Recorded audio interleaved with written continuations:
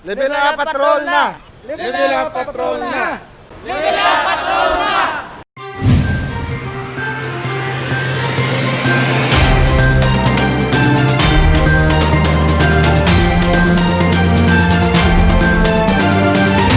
Mga hand-washing basins, gintugyan sa city government. Personal nga ginbato ni Mayor Jerry Treñas ang 50 ka washing basins nga gintugyan sa Iloilo City Government. Ininagikan sa Philippine Red Cross, Iloilo Dinagyang Foundation Incorporated, kaupod man ang Metro Iloilo Bulk Water. Ipahamtang ang washing basins sa mga public plaza, public market, health centers kag mga eskwelahan. Dako ini nga bulig sa kapanyasang syudad sa pagtapna sang COVID-19. Dako gini nga mabulig, no? And nakakuha na kita sang commitment sang Metro Pacific nga pamutangan sila sang water connection. Pero at the same time, I want everyone to know nga naka-apply naman kita sang water connection sa tanan nga mga plaza. Hindi naging man issue kay may dugang na sumong water supply ang Metro Pacific. Amo na nga nag-apply kita sa mga plaza, sa mga eskwelahan para nga matakdan sang mga water connection ng mga schools ta kag ang mga plaza ta.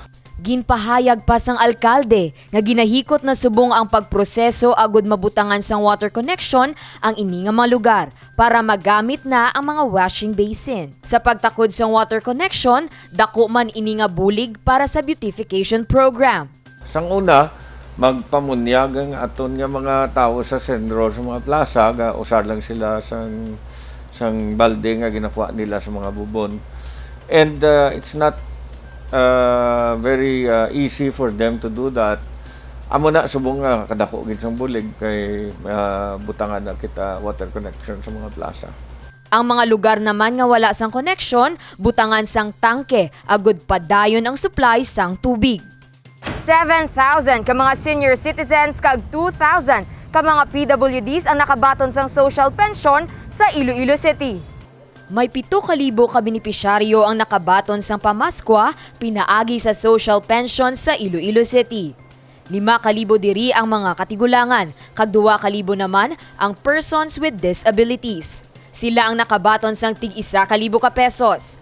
9 million pesos ang pondo halin sa lokal nga panguluhan. So ang aton nga local government, may ara kita budget para sa aton nga social pension, nga para sa aton nga senior citizens naton diri sa syudad, bali 7,000 na sila kabilog. Ang aton nga persons with disability, bali 2,000 man sila kabilog.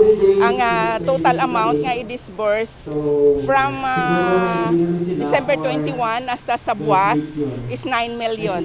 Ang source ng fund is from the Iloilo City Government. Mga ginakabig vulnerable sector ang mga kwalipikado nga benepisyaryo nga ginpili sang maayos ang City Social Welfare and Development Office.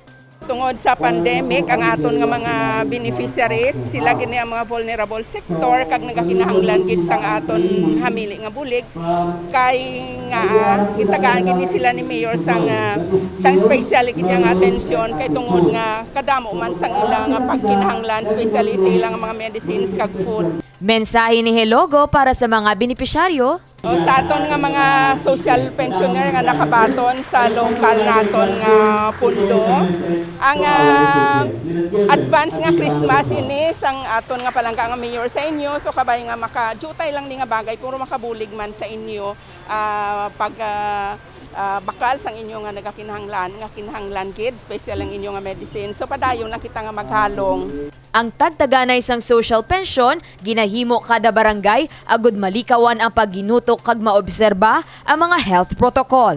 Dane Raffles para sa Level Up Patrol.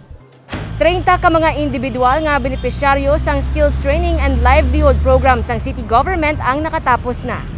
Espesyal ang adlaw nga ini para sa 30 ka mga individual nga nagpaidalom sa Skills Training and Livelihood Program. Inibangod matapos ang 12 ka adlaw nga paghanas, madamo sila sang natun-an nga luto. Ang mas manami pa, silang nagbaton man sang 5,000 pesos kada isa agud makasugod sang ilang negosyo. Isa sa mga nakabenepisyo sini nga programa amo si Brian Christopher nga gimpasidunggan bilang isa sa mga best cook. Plano sini magtukod sang karinderya. Naka-learn gid ko sa akon nga field which is the cookery. So very beneficial din sa akon kay i-grab ko ni as a advantage sa buong pandemic kag pwede ko maka-income someday. Kay Mayor Jerry Petranias, thank you so much sa muni nga platform yung patindog mo because we na improve ang skills when it comes to cooking, na showcase naman ang mga hidden talents. Kalipay man ang dala sini para kay Larry Grace.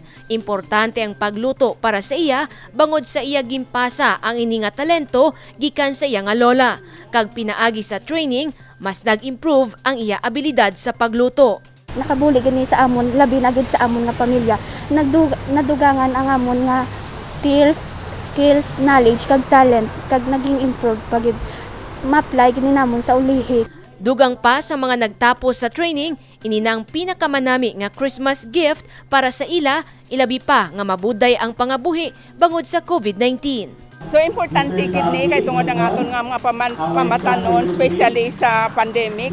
Wala man sila may mga ginaanuhan nga activity. So dire nakabuli gini sa ila nga ma-enhance ang ila skills at the same time ma-access naton sila sa livelihood nga opportunities nga maka-augment man sang ila family income. Ini ang una nga batch sang skills training and livelihood program. Kag magapadayon ini tubtub sa masunod nga tuig. Jennifer Garcia Hernandez para sa Level Up Patrol.